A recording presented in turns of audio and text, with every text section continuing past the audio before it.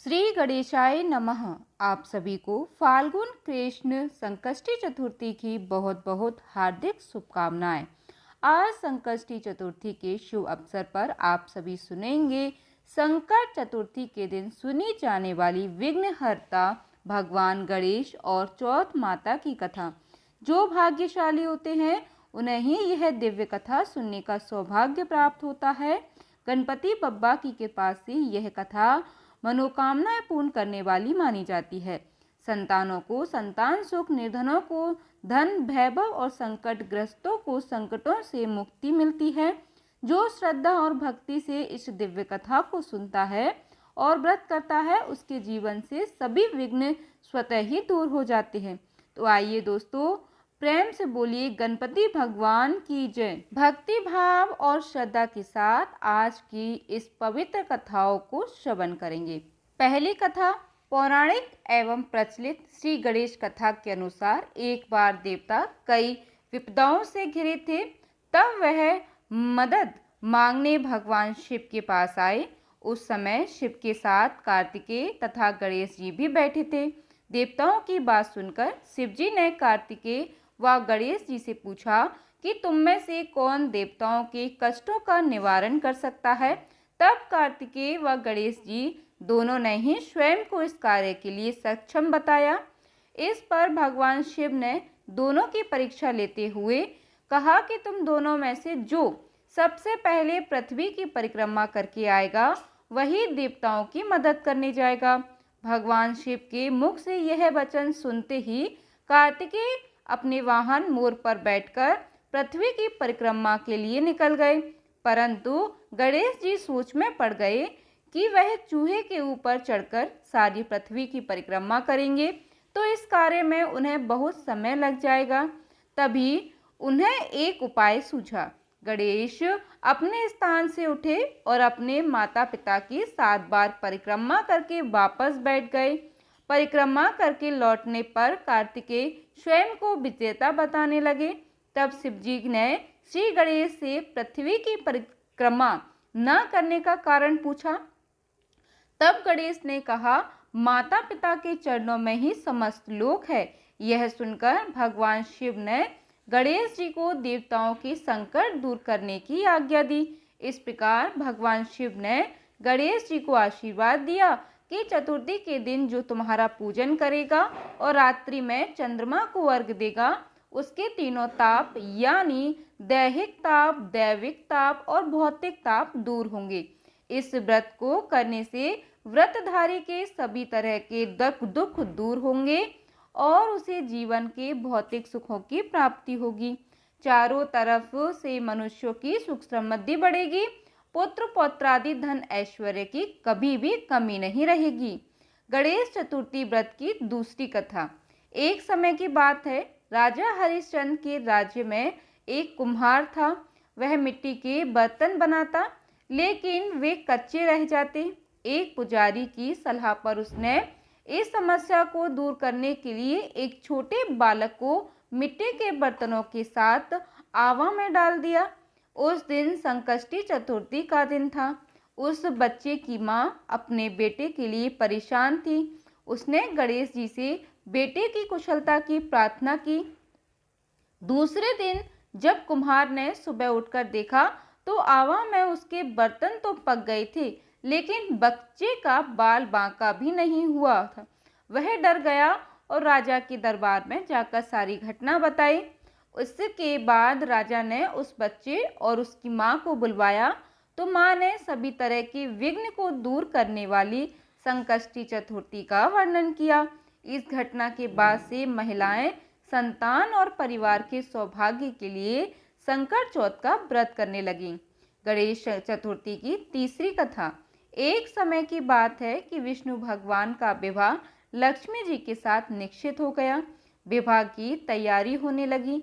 सभी देवताओं को निमंत्रण भेजे गए परंतु गणेश जी को निमंत्रण नहीं दिया गया।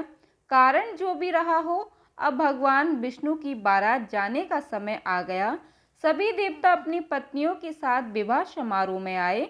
उन सब ने देखा कि गणेश जी कहीं भी दिखाई नहीं दे रहे हैं तो तब वे आपस में चर्चा करने लगे कि क्या गणेश जी को नहीं न्योता है या स्वयं गणेश जी ही नहीं आए हैं। सभी को इस बात पर आश्चर्य होने लगा। तभी सबने विचार किया कि विष्णु भगवान से ही इसका कारण पूछा जाए। विष्णु भगवान ने पूछने पर उन्होंने कहा कि हमने गणेश जी के पिता भोलेनाथ महादेव को न्योता भेजा है। यदि गणेश जी अपने माता पिता के साथ आना चाहते तो आ जाते, अलग से न्योता देने की कोई आवश्यकता भी नहीं थी। दूसरी बात यह है कि उनको सवा मन मूंग, सवा मन चावल, सवा मन घी और सवा मन लड्डू का भोजन दिन भर में चाहिए। यदि गणेश जी नहीं आएंगे तो कोई बात नहीं, दूसरे के घर जाकर इतना सारा खाना पीना अच्छा नहीं लगता। इतनी वार्ता कर रहे थे कि किसी एक ने सुझाव दिया, यदि गणेश जी आ भी जाएं तो उनको द्वारपाल बनाकर बैठा देंगे कि आप घर की याद रखना, आप तो चूहे पर बैठकर धीरे धीरे चलोगे तो बारात से बहुत पीछे रह जाओगे। यह सुझाव भी सबको पसंद आ गया तो विष्णु भगवान ने भी अपनी सहमति दे दी। होना क्या था, कितने में गणेश जी वहां आ पहुंचे। उन्हें समझा बुझाकर घर की रखवाली करने बैठा दिया। बारात चल दी। तब नारद जी ने देखा कि गणेश जी तो दरवाजे पर ही बैठे हुए हैं, तो वे गणेश जी के पास गए और रुकने का कारण पूछा। गणेश जी कहने लगे कि विष्णु भगवान ने मेरा बहुत अपमान किया है। नारद जी ने कहा कि आप अपनी मूषक सेना को आगे भेज दें तो वह रास्ता खोद देंगी, जिससे उनके वाहन धरती में धंस जाएंगे। तब आपको सम्मान पूर्वक बुलाना पड़ेगा। अब तो गणेश जी ने अपनी मूषक सेना जल्दी से आगे भेज दी और सेना ने जमीन पूली कर दी। जब बारात वहां से निकली तो रथों के पहिए धरती में धंस गए। लाख कोशिश करे परंतु पहिए नहीं निकले। सभी ने अपने अपने उपाय किए परंतु पहिए तो नहीं निकले, बल्कि जगह जगह से टूट गए। किसी के समझ में नहीं आ रहा था कि अब क्या किया जाए। तब तो नारद जी ने कहा, आप लोगों ने गणेश जी का अपमान करके अच्छा नहीं किया। यदि उन्हें मनाकर लाया जाए तो आपका कार्य सिद्ध हो सकता है और यह संकट भी टल सकता है। शंकर भगवान ने अपने दूत नंदी को भेजा और वे गणेश जी को लेकर आए। गणेश जी का आदर सम्मान के साथ पूजन किया। तब कहीं रथ के पहिए निकले। अब रथ के पहिए निकल को गए परंतु वे टूट फूट गए तो उन्हें सुधारे कौन। पास के खेत में खाती काम कर रहा था, उसे बुलाया गया।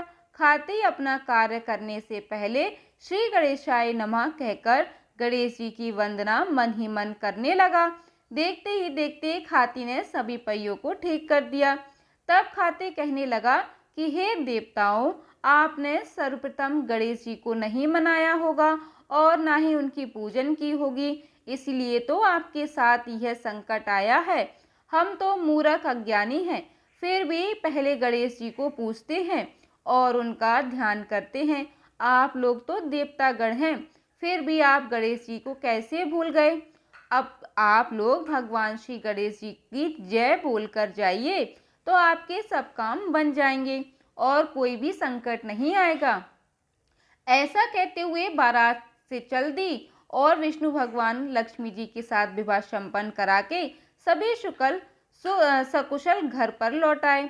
हे गणेश जी महाराज, आपने विष्णु को जैसो कारज सरियो ऐसो कारज सबको सिद्ध कर जो। बोलो गजानन भगवान की जय। चौथी कथा। श्री गणेश चतुर्थी व्रत के पौराणिक कथा के अनुसार एक बार भगवान शिव तथा माता पार्वती नर्मदा नदी के किनारे बैठे थे। वहां माता पार्वती ने भगवान शिव से समय व्यतीत करने के लिए चौपड़ खेलने को कहा। शिव चौपड़ खेलने के लिए तैयार हो गए, परंतु इस खेल में हार जीत का फैसला कौन करेगा, यह प्रश्न उनके समक्ष उठा। कुछ तिनके एकत्रित कर उसका एक पुतला बनाकर उसकी प्राण प्रतिष्ठा कर दी और पुतले से कहा, बेटा हम चौपड़ खेलना चाहते हैं परंतु हमारी हार जीत का फैसला करने वाला कोई नहीं है, इसलिए तुम बताना कि हम दोनों में से कौन हारा कौन जीता। उसके बाद भगवान शिव और माता पार्वती का चौपड़ खेल शुरू हो गया। यह खेल 3 बार खेला गया और संयोग से तीनों बार माता पार्वती ही जीत गई।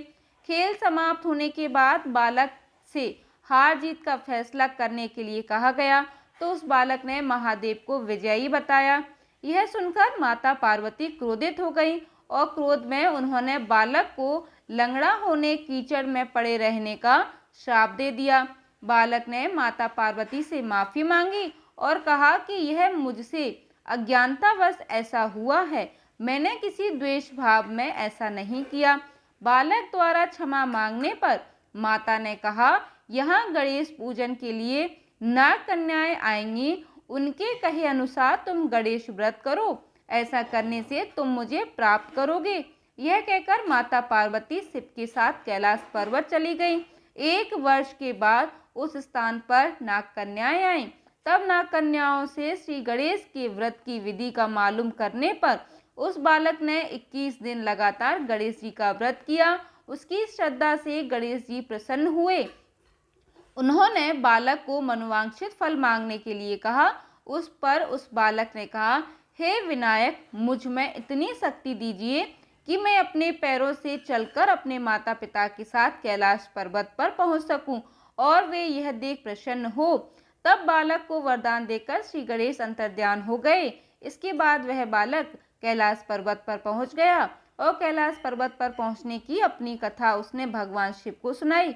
चौपड़ वाले दिन से माता पार्वती शिव जी से विमुख हो गई थी, अतः देवी के रुष्ट होने पर भगवान शिव ने भी बालक के बताए अनुसार 21 दिनों तक श्री गणेश का व्रत किया।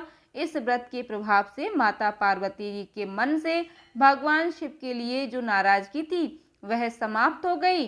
तब यह व्रत विधि भगवान शंकर ने माता पार्वती को बताई।